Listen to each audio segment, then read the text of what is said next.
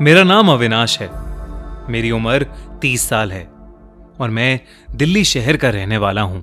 मेरा पूरा परिवार असल में बिहार के एक बहुत अंदरूनी गांव से आता है, लेकिन मेरा परिवार 80 साल पहले माइग्रेट होकर दिल्ली आ गया था। मेरे या मेरे पिता में से कभी कोई गांव नहीं गया था। पर 5 साल पहले 2015 में जब बहुत कोशिशों के बाद मेरी बीवी राजश्री प्रेग्नेंट हुई, तो डॉक्टर ने कहा कि हमें राजश्री की अच्छी सेहत के लिए उसे शुद्ध वातावरण में ले जाना चाहिए। हम सब ने सोचा कि हमारे गांव से शुद्ध वातावरण तो हमें कहीं नहीं मिलेगा, तो हमने अपने बिहार वाले गांव में जाने का फैसला किया। पर हमें नहीं पता था कि हमारा यह फैसला हमारी जिंदगी हमेशा के लिए तबाह कर देगा। बहुत लंबे सफर के बाद हम रात को गांव पहुंचे। उस चांदनी रात में गांव बहुत सुंदर लग रहा था। वहां एकदम शांति थी। गांव पहुंचकर राजश्री की खुशी का कोई ठिकाना ही नहीं था, पर उसे नहीं पता था कि ये खुशी बस कुछ ही घंटों की थी। 2 साल पहले हुई मां की मौत के बाद पिताजी भी पहली बार घर से बाहर निकले थे। मैंने गांव का घर खोला और राजश्री और पिताजी को घर के अंदर कमरे में बिठाया। मैं जैसे ही सामान लेकर कमरे में वापस आया तो मैंने देखा कि पापा सोफे पर बेहोश पड़े थे और उनका चेहरा सफेद पड़ गया था। मुझे समझ ही नहीं आया कि अचानक पापा को क्या हो गया है। राजश्री ने मुझे जल्दी से पापा को हॉस्पिटल लेकर जाने को कहा। हॉस्पिटल गांव से दूर शहर में था और मैं उस हालत में राजश्री को अकेला नहीं छोड़ना चाहता था। पर राजश्री की हालत ज्यादा ट्रैवल करने लायक भी नहीं थी। राजश्री ने मुझे हिम्मत दिखाई और पापा के साथ जाने को कहा। मैं पापा को गाड़ी में बिठाकर हॉस्पिटल चला गया। पापा पूरी रात हॉस्पिटल में ही भर्ती थे। दरअसल बीपी लो होने के कारण वो बेहोश हो गए थे और डॉक्टर ने उनको ग्लूकोज चढ़ाकर घर ले जाकर आराम करवाने को कहा। मैंने राजश्री को रात भर फोन करने की कोशिश की, पर उसने फोन ही नहीं उठाया। मैं अगली दोपहर पापा को लेकर जब घर गया तो जो मैंने देखा वो बेहद ही अजीब और डरावना था। मैंने देखा कि राजश्री कमरे के कोने में खड़ी है और दीवार की तरफ मुंह कर अपने नाखूनों से दीवार को नोच रही है। ये देखते ही मैं अंदर से कांप गया। जैसे ही मैंने उसे आवाज दी, उसने दीवार खुरेदना बंद कर दिया और वो मेरी तरफ मुड़कर पापा के बारे में पूछने लगी, जैसे अभी कुछ हुआ ही नहीं था। मैं डरते हुए धीरे से उसकी ओर बढ़ा।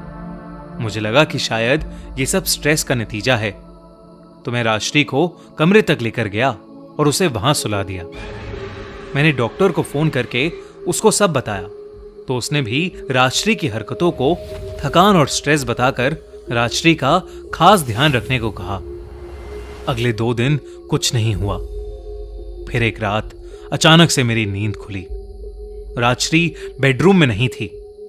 मैंने उसे पूरे घर में ढूंढा, लेकिन वो कहीं नहीं मिली। उसे ढूंढते ढूंढते जब मैं आंगन में पहुंचा तो मैंने जो देखा वो देखकर मेरे होश उड़ गए। मैंने देखा कि राजश्री छत के कोने की तरफ उल्टी चल रही थी। वो साथ ही कुछ बड़बड़ा भी रही थी। मैं बहुत बुरी तरह डर गया, क्योंकि एक गलत कदम और राजश्री छत से सीधा नीचे गिर सकती थी। मैं भागकर छत पर गया और राजश्री को चिल्लाकर बुलाने की कोशिश की, पर उसको कई बार बुलाने पर भी उसने कोई जवाब नहीं दिया और अचानक ही वो बेहोश होकर गिर पड़ी। मैं उसके पास गया तो मैंने देखा कि उसे कोई होश ही नहीं था कि उसके साथ क्या हो रहा है। वो काफी डरी हुई थी और रोते हुए एक ही चीज कहे जा रही थी, वो मुझे और हमारे बच्चे दोनों को लेने आई है। उसकी ये बात सुनते ही मेरे रोंगटे खड़े हो गए और मैं समझ गया था कि ये थकान नहीं, बल्कि किसी बुरे साए की वजह से हो रहा है। मुझे कुछ समझ नहीं आ रहा था और देखते ही देखते राजश्री का शरीर अब तपने लगा था। मेरे पास और कोई चारा नहीं था, इसलिए मैंने आधी रात में ही गांव के सबसे बड़े पंडित को घर बुलवा लिया। मैंने राजश्री को बिस्तर पर लेटाया और पंडित जी का इंतजार करने लगा।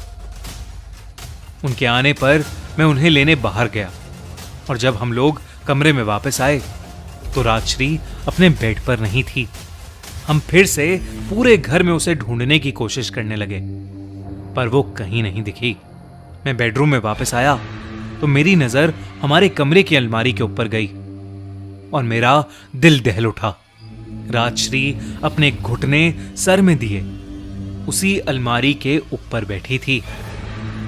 उसे देखते ही पंडित जी भी बहुत चक्के रह गए और उन्होंने मुझे उस कमरे से निकल जाने को कहा। मैं राजश्री को अकेला नहीं छोड़ सकता था, लेकिन पंडित जी की बात भी नहीं टाल सकता था। मैं कमरे से बाहर जाने के लिए जैसे ही मुड़ा, वैसे ही ऊपर बैठी राजश्री ने अपना सर उठाया। राजश्री की आंखें काली पड़ चुकी थीं और वो एक डरावनी सी हंसी हंस रही थी। उसके हाथ में एक बड़ा सा चाकू भी था। इससे पहले कि कोई कुछ करता, राजश्री ने उस चाकू को अपने ही पेट पर जोर जोर से मारना शुरू कर दिया। चाकू मारते हुए वो बस हंसती जा रही थी। कुछ ही पलों में राजश्री बेहोश होकर अलमारी से नीचे गिर गई। मैं ये सब देखकर सुन पड़ गया था और मेरी आंखों से आंसू आने लगे। पंडित जी ने मुझे राजश्री से दूर किया और मुझे वहां से जल्द निकलने के लिए कहा। उन्होंने बताया कि करीब 50 साल पहले इसी गांव में एक लड़के ने एक छोटी जाति की लड़की से शादी की थी। शादी के 1 साल बाद उनका बच्चा भी होने वाला था, पर उस लड़के के घर वालों को यह मंजूर नहीं था। इसलिए उन्होंने उस लड़की और उसके पेट में पल रहे बच्चे को बेरहमी से मार दिया था। तब से लेकर आज तक हम गांव में कभी भी किसी गर्भवती महिला को अकेले नहीं छोड़ते हैं। कहते हैं कि उसी लड़की का साया किसी को भी मां नहीं बनने देता। ये सब सुनकर मैं तड़प तड़प कर रोया। मेरी जिंदगी उस 1 हफ्ते में पूरी तरह बर्बाद हो गई थी। मैं आज भी हर दिन अफसोस करता हूं कि मैं राजश्री को उस गांव में क्यों लेकर गया। अगर उस गांव में नहीं जाता तो शायद आज वो मेरे पास होती।